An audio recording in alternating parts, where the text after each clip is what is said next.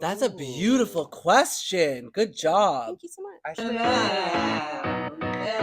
should If you watch Canada's Drag Race, you already know this is iconic. Wow.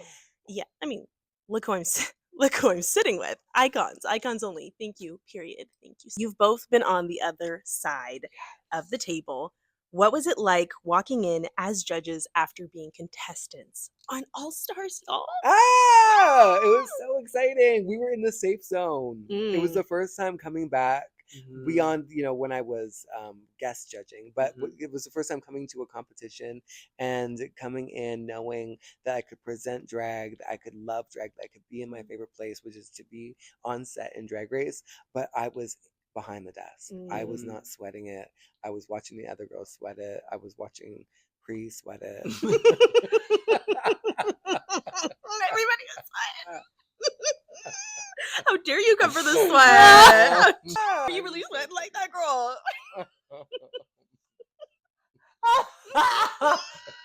Yeah, I was so into the answer. She was like, "Oh wow, so good." Yeah, You got me. You got me. She read you.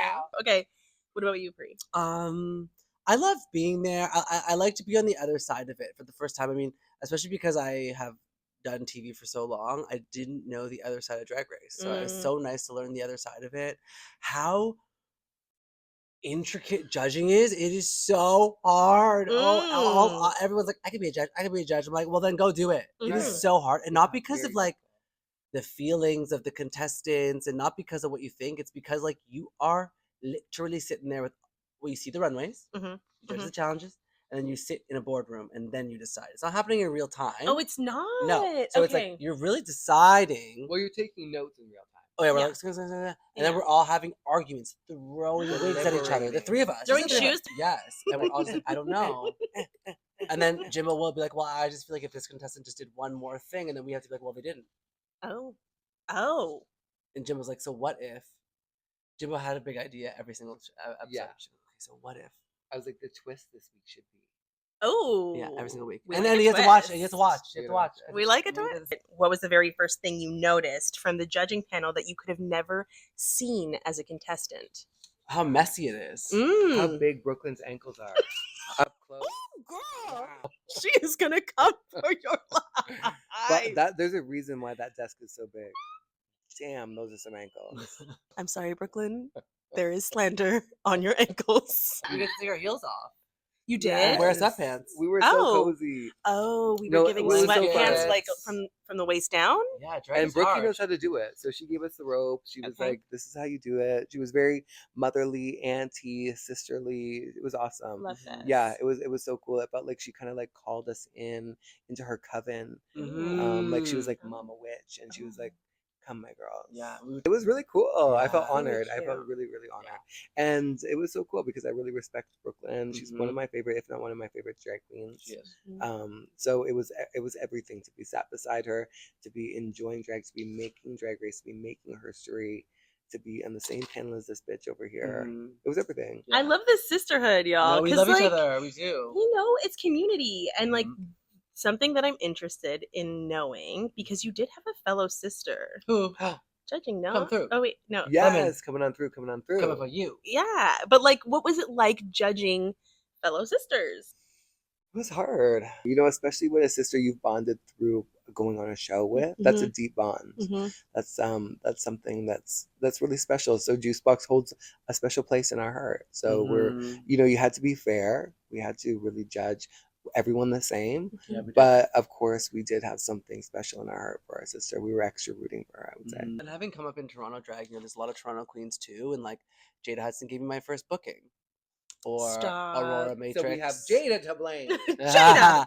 Or like Aurora Matrix, like she performed for the first time at an open stage that I was hosting. Wow. So it's like seeing all these people that have come up in drag. For me, it actually made it easier to judge. Okay.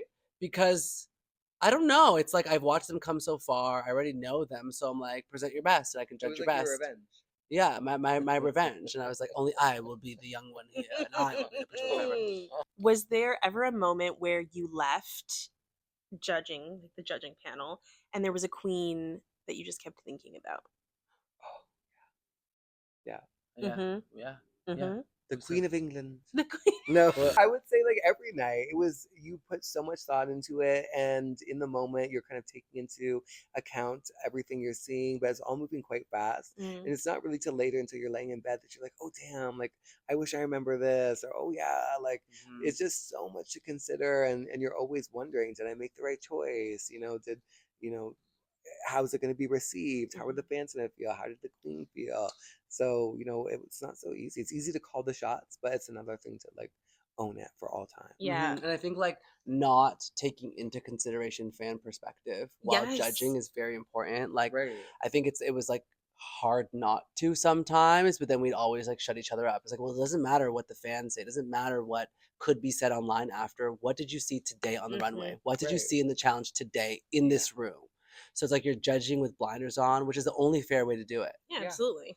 So that was tough, but I think about it all the time. Hmm. No regrets though. I can stand by every single decision we made, Right. but it's still hard. Yeah. I don't know how Brooklyn did it alone for this many years. I mean, that's the interesting part. But you said that she walked you through the ropes. Yeah. She helped you out. Yes, she like gave us a number of her doctor. We all got matching facelifts. Amazing. I We thought all- y'all were looking a little extra snatched lately. Yes. We all got- Okay, I want to know, this is like a little deeper, but did being in the judging seat, did being in the judging panel make you kinder to your younger drag self, or did it make you more critical? That's a beautiful question. Good job. Thank you so much. I think it made me a bit more critical. I think that I was, delusion is a main ingredient of drag. And on my first season, I brought all my delusion with me. Thank God. And thank God. Thank God you did. So it was cool to have this perspective and then to look back at some decisions that felt really harsh at the time, but then to go, okay, I can see now with a critical eye as a judge and, looking, back at where I was at that time, I needed more time to cook. And so it was kind of cool. It was a cool perspective to have. Also, there's something about Drag Race, like, if you're a star, you're a star. Like, sure, you needed time to cook, but, like, in my mind, like, you're so unforgettable, like, on that season. Like, it's, like, Both of y'all. on that mountain, I'll never forget. I mean, I'll never forget the moment where Trixie Mattel posted it. Right. That was a game. Being like, what is going on in Canada? And it was just Jimbo. And I was like, we made it. We did it. We made it because of Jimbo.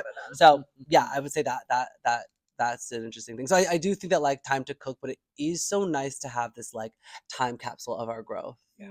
It's so lucky. Like I feel very, very, very lucky. It's like we get to relive the like turning around the childhood photo every new season of Drag Race we're on. Right, because I think people need to see growth. I think that like yes, I did win the first season that I was on, but like if you watch my track record, it's a bumpy road to get there. And like I think that like that growth and that resilience and like learning from your mistakes is like the most important thing for people to see, because nothing is ever handed to us.